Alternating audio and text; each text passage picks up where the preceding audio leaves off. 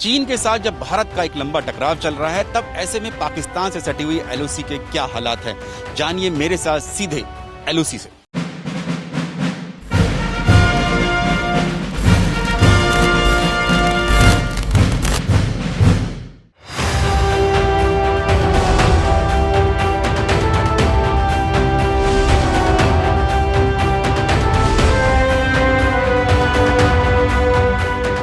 पिछले 3 महीने से भारत का चीन के साथ वास्तविक नियंत्रण रेखा पर टकराव चल रहा है। ऐसे में जो एलओसी है यानी कि लाइन ऑफ कंट्रोल है पाकिस्तान से सटी हुई, वहां पर क्या हालात हैं, क्योंकि पाकिस्तान और चीन की दोस्ती किसी से छिपी नहीं रही है। एबीपी न्यूज की टीम इस वक्त एलओसी के तंगधार सेक्टर में है। सबसे संवेदनशील सेक्टर्स यानी इलाकों में से एक ये तंगधार सेक्टर है। और जब यहाँ एबीपी न्यूज की टीम पहुंची तो मौसम यहाँ पर देख लीजिए जरा, धुंध ही धुंध चारों तरफ दिखाई देती है। क्यों मुश्किलात आती है इतनी यहाँ पर हमारे सैनिकों को जो यहाँ पर पेट्रोलिंग करते हैं, अपना कर्तव्य निभाते हैं, ड्यूटी निभाते हैं, वो इसीलिए इस मौसम में। ये सामने देखें, ये बिल्कुल पीओके है दूसरी तरफ इस फेंस के कुछ दूरी पर, लेकिन कुछ दिखाई नहीं दे रहा। और इसी का फायदा उठाते हैं जो पाकिस्तान से जो घुसपैठ करके आतंकी आते हैं, वो इसका फायदा उठाकर यहाँ पर घुसने की कोशिश करते हैं। और इसीलिए लेकिन जो भारतीय सेना है वो पूरी तरह से अलर्ट है। पाकिस्तान ने जो अपनी डिप्लॉयमेंट है वो एलओसी पर काफ़ी बढ़ा दी है। इसके साथ साथ क्योंकि पाकिस्तान न केवल एक फ्रंट पर काम करता है, कश्मीर में जो आतंकवाद है उसको में भी स्पॉन्सर जो करता है, उसके लिए भी आतंकियों को घुसपैठ कराने की कोशिश करता है। जो एबीपी न्यूज़ को जानकारी मिली है उसके मुताबिक जो एलओसी से सटा हुआ इलाका है, जो 15 कोर का चिनार कोर का है, वहाँ पर कम से कम 300 टेररिस्ट अभी भी लॉन्च पैड्स पर मौजूद हैं, जो पाकिस्तानी सेना की मदद से भारत में घुसने की कोशिश करते हैं कश्मीर में। और उसके लिए ही पाकिस्तान की तरफ से जो सीज फायर वायलेशन होता है, युद्ध विराम का उल्लंघन इसीलिए किया जाता है ताकि युद्ध विराम उल्लंघन की आड़ में, फायरिंग की आड़ में आतंकियों को घुसपैठ कराई जाए। लेकिन भारतीय सैनिक जैसे इस तरह से यहाँ पर पेट्रोलिंग कर रहे हैं, पूरी तरह से मुस्तैद रहते हैं ताकि जो पाकिस्तान है उसके मंसूबे किसी भी तरह से कामयाब ना हो। इस वक्त हम एलओसी के तंगधार सेक्टर में हैं और तंगधार सेक्टर में जो किशनगंगा नदी है, दरअसल वो एलओसी का काम करती है, यानी कि बीच में पाकिस्तान और भारत के बीच में। और जो सामने जो इलाका दिखाई दे रहा है वो पाकिस्तान का है।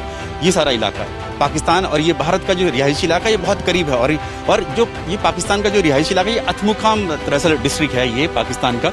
और इन रिहायशी इलाकों में ही जो जानकारी मिलती है वो लॉन्च पैड्स जो होते हैं, टेररिस्ट लॉन्च पैड्स, वो पाकिस्तान के इन्हीं रिहायशी इलाकों में होते हैं। और पाकिस्तान की तरफ से जब फायरिंग की जाती है और भारत की तरफ से भी जब फायरिंग की जाती है, तो ऐसे ही इन लॉन्च पैड जो उनके बिल्कुल रिहायशी इलाकों में बने हुए हैं उस पर होती है। वो सामने एक बंकर हम लोग दिखा दे रहे हैं, पाकिस्तानी सेना का है, वो कैमरामैन अरविंद दिखा रहे हैं, कोशिश करेंगे। जगह जगह पर इस तरह के बंकर्स बने हुए हैं पाकिस्तान के, जहां से वो फायरिंग करता है। ये तो जो इन्फेंट्री का ये बंकर है। इसके अलावा जो जानकारी मिली है वो आरटी के भी बंकर्स यहाँ पर है। आरटी की लोकेशंस जो है वो यहाँ पर है ताकि भारत के ऊपर फायरिंग कर सके। भारत की तरफ से जो फायरिंग की जाती है वो लॉन्च पैड्स पर, जब भी कभी कोई टेररिस्ट अटैक या इस तरह की जानकारी मिलती है उस पर। लेकिन उनके जो टेररिस्ट जो लॉन्च पैड्स हैं वो इन रिहायशी इलाकों में बहुत ज़्यादा हैं। जो सामने सड़क दिखाएंगे, देखिए वो कार जा रही है, वो पाकिस्तान की है। वो इस इलाके में ये बिल्कुल करीब में जा रहा है उनका ये इलाका। और जो जानकारी मिली है कि इस साल अब तक जो है पाकिस्तान की तरफ से, क्योंकि जुलाई के महीने तक करीब 2600 से भी ज़्यादा सीज फायर वायलेशन पाकिस्तान की तरफ से हो चुके हैं। जबकि पिछले साल 2019 की बात करें तो कुल मिलाकर 3000 करीब 3100 के करीब जो सीज फायर वायलेशन होते हैं, यानी जो 5 अगस्त के बाद से काफ़ी ज़्यादा सीज फायर वायलेशन हुआ पाकिस्तान की तरफ से। इस वक्त हम एलओसी के तंगधार सेक्टर में हैं और जहां पर अभी हम खड़े हुए हैं ये दरअसल टिथवाल इलाका है भारत का, कश्मीर का खासतौर से।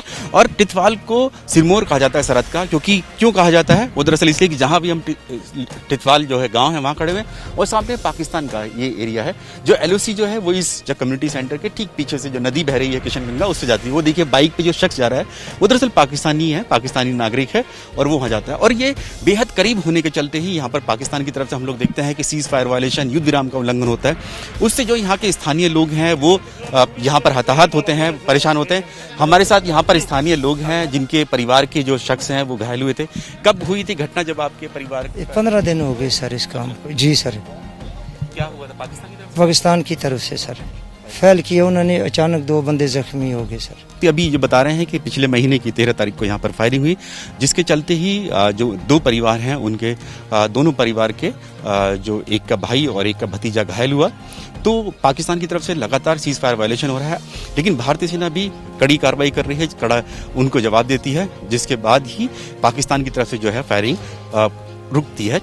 ये भी जानकारी मिल रही है कि जब से चीन के साथ भारत का टकराव शुरू हुआ है तब से भी पाकिस्तान की तरफ से सीज फायर वायलेशन बहुत ज्यादा हो रहे हैं।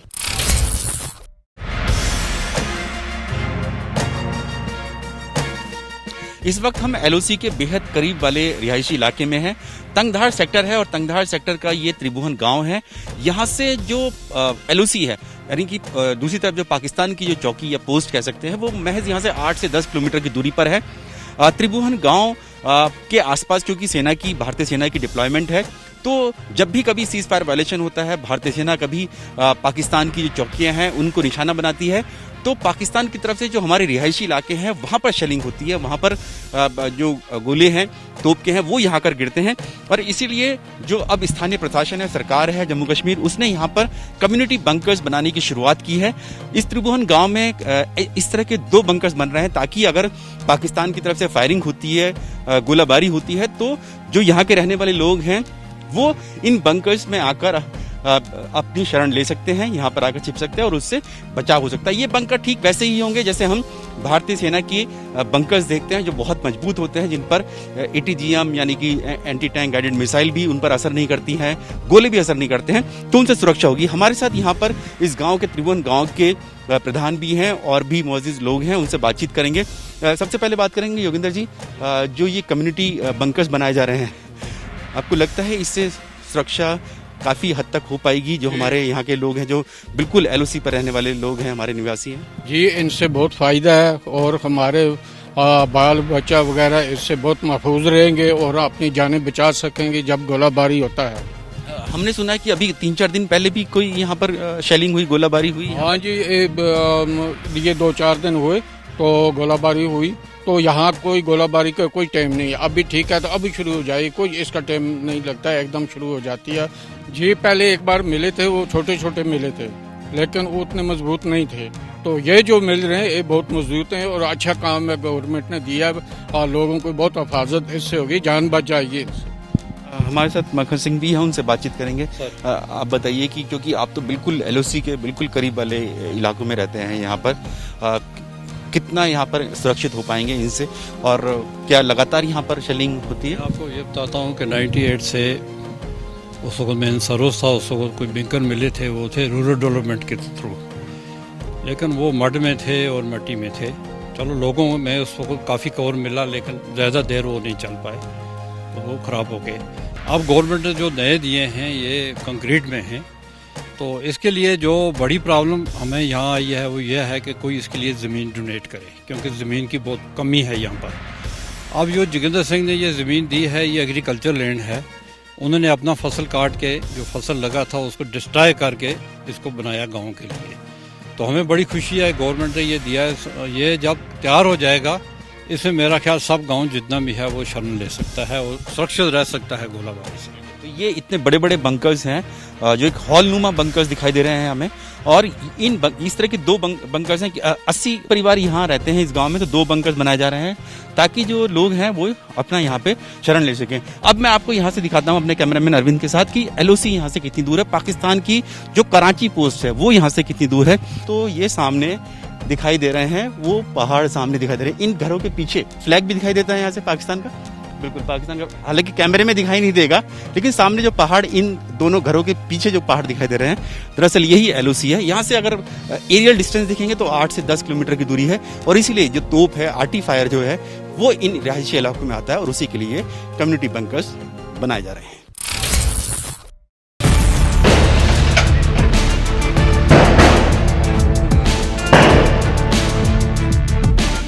किस तरह से कश्मीर में जो आतंकी हैं उनको चुन चुन कर मारा जाता है, उसके लिए ही यहाँ उत्तरी कश्मीर में जो भारतीय सेना है, राष्ट्रीय राइफल्स है, वो यहाँ पर ड्रिल कर रही है, और एबीपी न्यूज़ की टीम भी उनके साथ ही कि किस तरह से ड्रिल करती है। एक घर के अंदर गांव में आतंकी छिपे हुए हैं, और उसी के लिए यही बख्तरबंद गाड़ी आई है, आर्मी के जवान आए हैं राष्ट्रीय राइफल्स के, और यहाँ पर पोजिशनिंग ले ली है।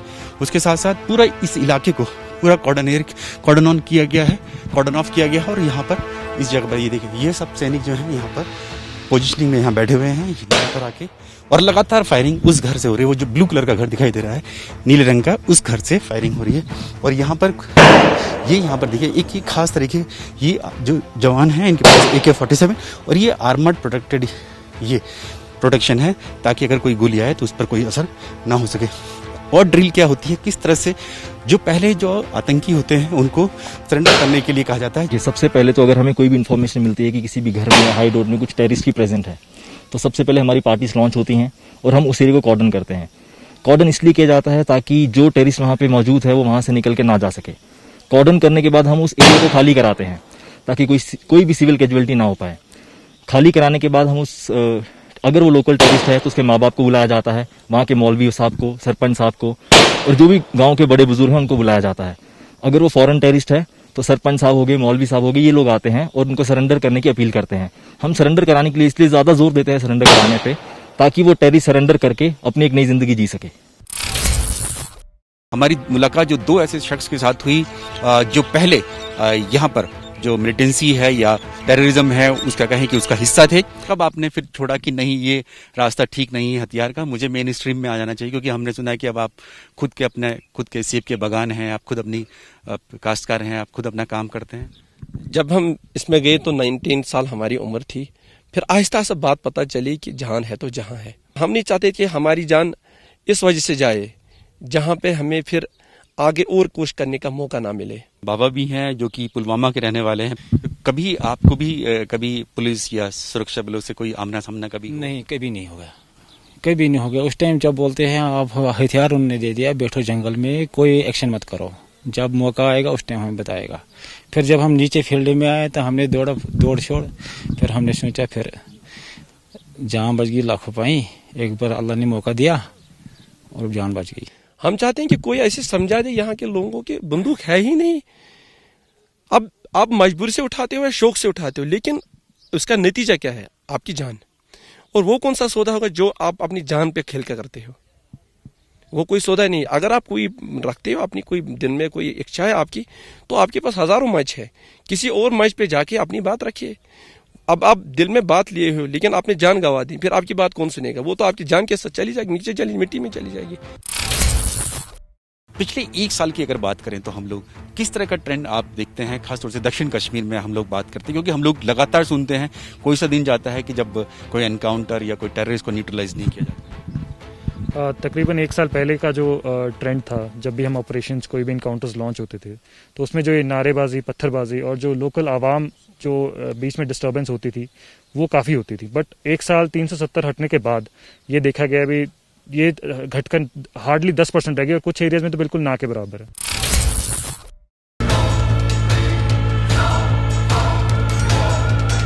कश्मीर में धारा 370 हटने के पूरे एक साल हो चुके हैं। पिछले एक साल में खासतौर से बात करें तो आतंकवाद पर कितना काबू पाया गया है? क्या वाकई में धारा 370 हटने के बाद आतंकवाद पे बहुत काबू पाया गया है इस उत्तरी कश्मीर इलाके में? इस सब पर बातचीत करने के लिए हमारे साथ खुद राष्ट्रीय राइफल्स की किलो फोर्स के जीओसी हैं, मेजर जनरल शाही हैं, वो हमारे साथ हैं, उनसे बातचीत करेंगे। सबसे पहले तो धारा 370 का हटना जम्मू कश्मीर की हिस्ट्री में एक बड़ा अहम मोड़ था। इससे पहले अगर एक साल में हमारे यहाँ पे 176 इंसिडेंट हुए जिनमें स्टोन पेल्टिंग के इंसिडेंट थे जिसमें लोग इन्वॉल्व थे, अब सिर्फ 9 हुए। 176 और 9 में बड़ा अंतर है। अगर मैं लोकल यूथ के रिक्रूटमेंट की बात करूं तो जहां पिछले साल 18 लोगों ने गन उठाई थी, लोकल लड़कों ने, इस बार सिर्फ 8 का कंफर्म्ड है, जिन्होंने से सिर्फ 2 एक्टिव हैं, बाकी 6 इधर मार गिराए गए हैं या वो अरेस्ट हो चुके हैं। पाकिस्तान के साथ साथ चाइना की भी कोई हो सकती है मंशा कश्मीर में खासतौर से आतंकवाद को और बढ़ाने में? उसी इस मुद्दे पे हमारे जीओसी 15 कोर भी ऑलरेडी कमेंट कर चुके हैं। लद्दाख की situation you already aware, which is under control. The diplomatic and military level talks are going on. As far Pakistan is concerned, inputs आई थी कि उसने अपनी जो डिफेंसिव डिप्लॉयमेंट है उसको उसमें इजाफा किया है। उसके बाद इनपुट्स हैं कि 250 से 300 जो टेररिस्ट हैं वो सारे लॉन्च पैड जो 15 कोर के ऑपोजिट हैं वहाँ पे हैं और वो मौके का फायदा उठाने की कोशिश करेंगे कि अंदर घुसपैठ करने की कोशिश करें। रिसेंट पास्ट में 3 ऐसे जो इन्फिल्ट्रेशन अटेम्प्ट्स हैं उनको नकारा किया जा चुका है और जो इन्फिल्ट्रेशन, जो काउंटर इन्फिल्ट्रेशन ग्रिड हमारा है एलसी के ऊपर, उसको और स्ट्रेंथन किया गया है। सो फॉर्मेशन जो लाइन ऑफ कंट्रोल पे है और पिलो फोर्स जो इमीडिएट डेप्थ में है, troops, we are all prepared to counter any challenge from Pakistan. जहाँ तक हालात को देखा जाए वो ऐसा नहीं दर्शाते कि भाई पाकिस्तान जो है उसमें इतनी क्षमता है कि कोई कार्रवाई वो हमारे बरखिलाफ कर दे। अगर उसको सबसे ज़्यादा अगर डर है इस समय के ऊपर तो वो डर ये है कि कहीं भारत कोई कार्रवाई ना कर दे। सो उसके चलते ये सारी जो हैं आपकी कार्रवाइयाँ जो आप देख रहे हो, चाहे उनके VIPs की विज़िट, चाहे उनके जो है चीफ ऑफ आर्मी स्टाफ की विज़िट, ये उसके चलते जो है वो चल रही है। इस इलाके के अंदर अगर वो कुछ ऐसी कार्रवाई करता है या करने की ज़रूरत करता है तो उसको भारी नुकसान उठाना पड़ेगा। अवाम अमन चाहता है और अवाम इस धारा 370 जो हटाया है उसके अंदर भरोसा रख के आगे देखना चाहते हैं, ये प्रमुख कारण है। दूसरा है कि जो भी जो वायलेंस पैरामीटर्स है, जो टेररिज्म हो या टेररिस्ट इनिशिएटेड इंसिडेंट हो या सिविलियन का जो किलिंग हो या पथरावबाजी हो, इन सब में काफ़ी कमी देखने में आ रहा है। और ये इसलिए हुआ है क्योंकि जितने भी सिक्योरिटी एजेंसीज इधर हैं, आर्मी हो या CRPF हो, जम्मू एंड कश्मीर खास तौर पर, और BSF है, बाकी सिविल एजेंसीज हैं, सब एक सिनर्जी के साथ काम कर रहे हैं। और इसकी वजह से हम एक नया रास्ता हम अपना रहे हैं। और इधर का जो अवाम है उनके अंदर एक आशा है डेवलपमेंट का, और मेरे हिसाब से हम सही दिशा में जा रहे हैं। टेररिस्ट है, पहली चीज़ हम चाहते हैं कि वो रिक्रूटमेंट ना हो, और उसकी दिशा में हमने काफ़ी मेहनत कर रहे हैं, जिसके अंदर जो भी ऐसा वल्नरेबल यूथ है उनकी वारदाओं से हम बात करते हैं, उनका पेरेंट्स है, उनके एल्डर्स से, ताकि वो गलत दिशा में ना जाए। अगर जाने की कुछ अंदाज लगता है तो उसी वक्त हम उसको इंटरवेन करके उनको काउंसलिंग करते हैं। और जबकि वो टेररिस्ट ऑर्गेनाइजेशन ज्वाइन करता है और ऑपरेशन भी शुरू होता है, उस वक्त भी हम कोशिश करते हैं, जब कॉन्टैक्ट होता है उनके पेरेंट्स को हम बुलाते हैं, उसके अंदर भी हमको एक आधा बार सफलता प्राप्त हुआ है। बट हमारा सबसे ज़्यादा सफलता हुआ है वो ज्वाइन करने से पहले।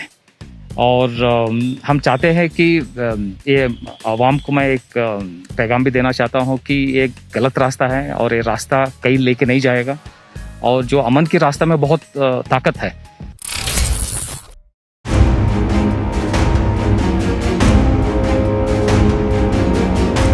इस वक्त ABP न्यूज़ LOC के बेहद करीब है। हम साधना टॉप पर हैं, साधना टॉप जहां से जो LOC है महज कुछ किलोमीटर की दूरी पर रह जाती है। और खास बात यह भी है कि पहली बार ऐसा हुआ है कि हम LOC के इतने करीब जो है वो महिला जवान और महिला ऑफिसर्स को देख रहे हैं, क्योंकि भारतीय सेना में अभी जो जवान लेवल पे महिलाओं की भर्ती अभी नहीं हो पाई है, इसलिए असम राइफल्स की जो जवान है, महिला जवान है, वो यहाँ पर उनको तैनात किया गया है।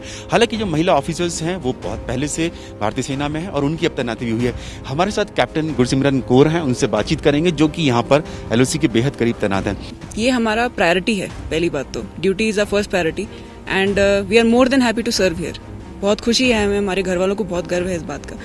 आप बताइए कि आपकी तैनाती क्योंकि म्यांमार सीमा में या नॉर्थ ईस्ट के राज्य में होती थी, पहली बार LOC पे पाकिस्तान की सीमा से सटे हुए हैं, किस तरह की ड्यूटी आप लोग यहाँ पर करते हैं? हमारा फर्स्ट टाइम JNK में ड्यूटी लगा है, और इस बात की खुशी भी है क्योंकि बहुत कम मौका मिलता है, क्योंकि हमारा असम राइफल है वो सिर्फ नॉर्थ कमांड में है, और ड्यूटी देके अच्छा भी लग रहा है क्योंकि यहाँ लेडीज़ को सर्च करना होता है, ऑफिशियली हमारा काम यही है।